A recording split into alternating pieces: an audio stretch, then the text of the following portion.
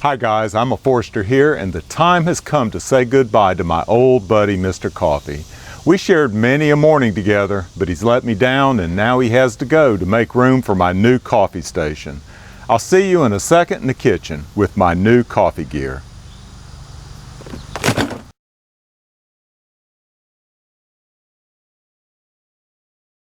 Okay guys, here we are. I set this up in the dining room instead of the kitchen so I could get some better light on the subject for the video. But it looks like a lot, and it really isn't. I don't feel like it takes up that much more counter space than the Mr. Coffee. I've already had this and been using it for a year or two. It's my Capresso burr grinder. Love that. I'll use that just in a second. Then the new items are the Bonavita gooseneck kettle. I'll talk about that and why I got the one I did. You need this. Of course, this is a pour over method, and this is new to me. I got a scale so that I could accurately weigh the coffee and the water that I use. And then I went with the Hario system. This is the V60 dripper that I'll use here in a second, and then the V60 server. Now what I geared this for is for basically 2 cups of coffee. So I'm not, usually in the morning I'll drink, in the past with the Mr. Coffee, I'll drink about 3 cups of coffee, but to be honest, by the time we got to the 3rd cup of coffee, it was getting a little stale. So 2 cups of coffee is what I'm going to limit myself to in the morning. Set these out of the way. And so everything is sized for 2 cups of coffee right there. Now I'm going to put about half of one of these cups in just for extra, because I need to rinse the paper filter to get rid of the paper flavor. Okay, and I've got this plugged in. I'm going to turn it on, and I'm going to press this button right here, and it's going to automatically heat that kettle up to 201 degrees is what I have it set on. It's 74 degrees right now. It'll heat it up to 201 and hold it there, which is fantastic. Okay, I'm going to go through this. The scales I'll turn on. They're battery operated. Wrong button. I'm still learning all this. That's for the timer. So I'll turn it on. I have it set on grams. You can measure in ml or ounces, but I like doing it in grams. Okay, and the first thing I'll do is I'll weigh out my coffee. Now I'm going to be making some Kona coffee.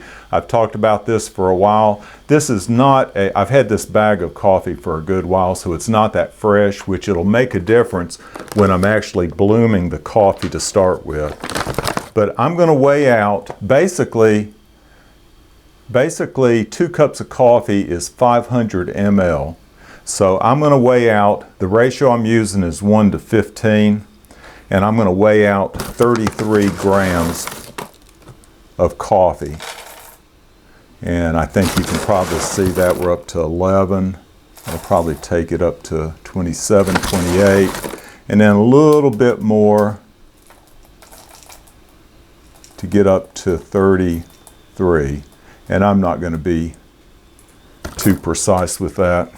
But one advantage of the pour over method is if you get your ratios down, okay, let's put this in here, you can make an identical cup of coffee every morning, which is a good thing for consistency.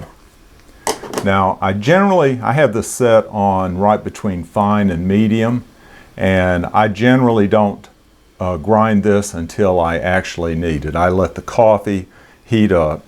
Now I'll set the server, and this is a lid for the server, and that right on top, the dripper. And I will show you right now, this is when I get out my filter. These are special filters for the Hario dripper, and you do need to fold. I'm not sure exactly why, but you need to fold in the directions this part of the filter over, and then insert this down into the dripper. Now it doesn't fit too snugly, but before we put the grounds in, I'm going to wet it and it'll seal down in there. You notice it has the weight here. I'm going to go ahead and tare it, which is a nice feature.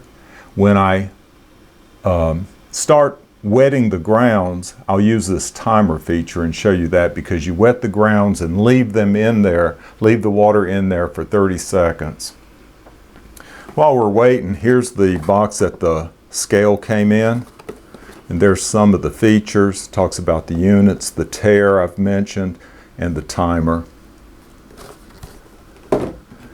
Here's the box that the server came in, and it'll make, it says from 1 to, well, that says maybe 2 to 5 cups, I'm not sure.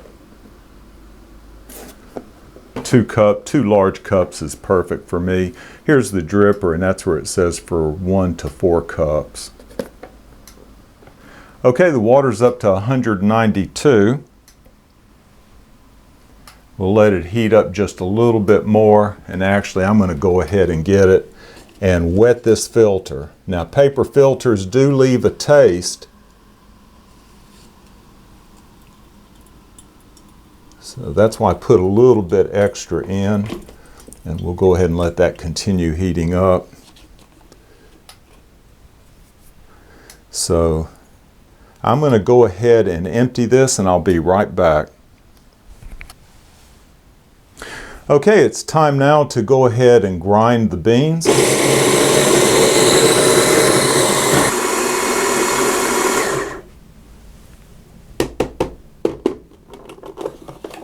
Okay, we're going to go ahead and I'll give you a shot of what the grounds look like.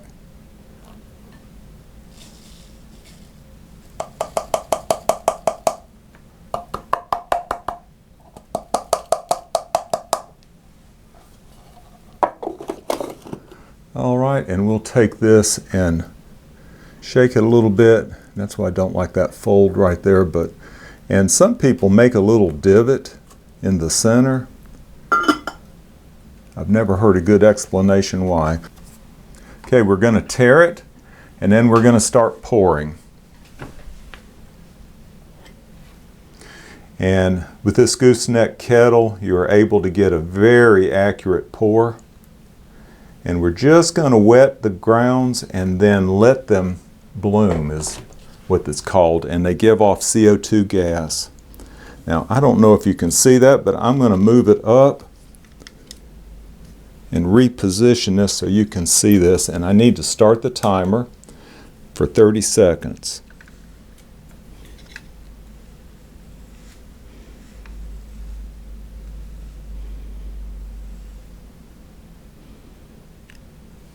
Okay, maybe that'll give you a pretty good shot. Now, these are old grounds, and so, or old coffee beans, and so they don't give off as much CO2 gas when they're older. When they're freshly roasted, they will give off a lot of CO2 gas. And I've been using my favorite coffee, Pete's, that was brewed within 2 weeks of the time I got it, and it works a lot better.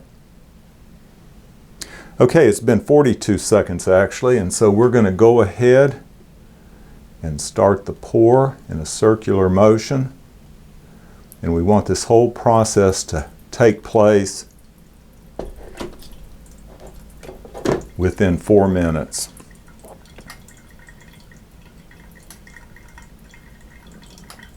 That paper is very thin, and so the water goes through pretty quickly. That's one reason why I try to do a finer grind of the beans so that it helps as that water. And that's one of the reasons for putting water and letting them bloom for that first 30 seconds, so that they swell up and help strain or retain the water. So we're going to keep going.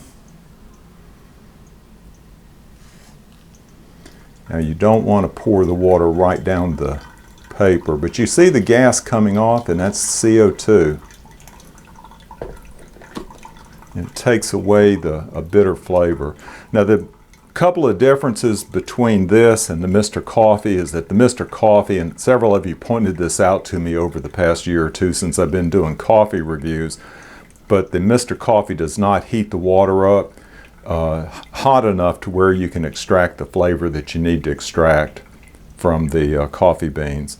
So this gets it at a precise temperature. There's a window, and I've been experimenting with temperature. 201 is about what I leave it at. And now I'm watching the scale because when it gets up to 500, I'm going to slow down.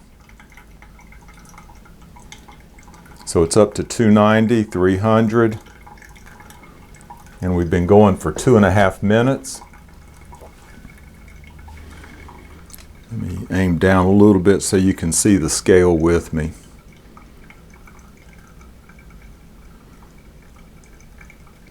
Maybe you can see it there. And I do have my coffee cup at the ready. I'll heat it up whenever we get to that point before I pour the coffee. Now, I've been meaning to do a review of this Kona coffee for a long time. Several of you have recommended that I try it. Well, I had not tried it for, well, ever. This is the first bag that I've ever bought because of the way they describe the coffee. I'm up to 422. I'm going to go ahead and pour the rest.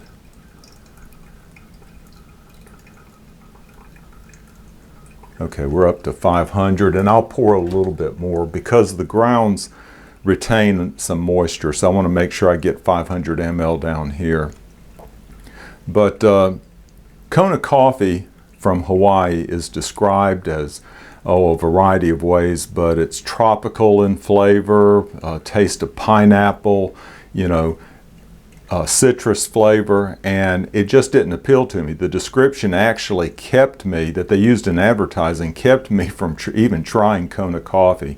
So I have been drinking this bag for probably, I don't know, a month or two. It's about half full, and it's not at all how they describe it.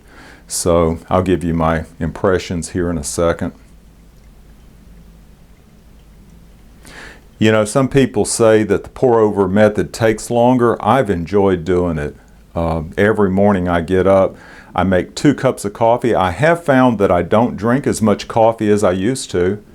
I forgot to set the hold there for that to heat up. But I'm not drinking as much coffee as I used to with the Mr. Coffee.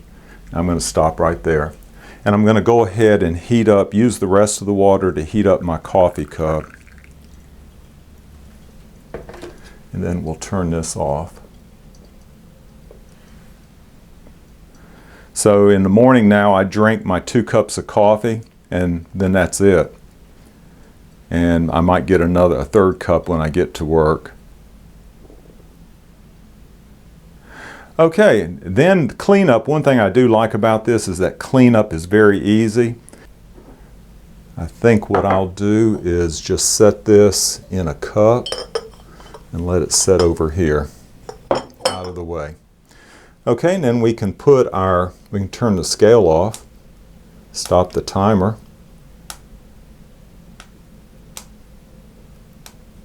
So we got our coffee at the right ratio.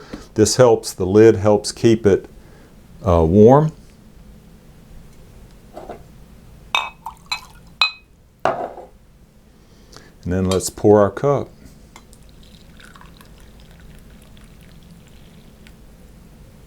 Now I might actually get 3 cups of coffee with this size cup right here.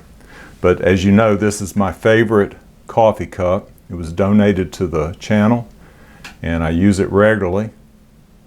Let's go ahead and see what this tastes like. Kona coffee. It's good and hot. Now, there is a lot of flavor. Like I said, I've been drinking this for a while. There is a lot of flavor in this Kona coffee, more so maybe than a lot of other coffees that I drink.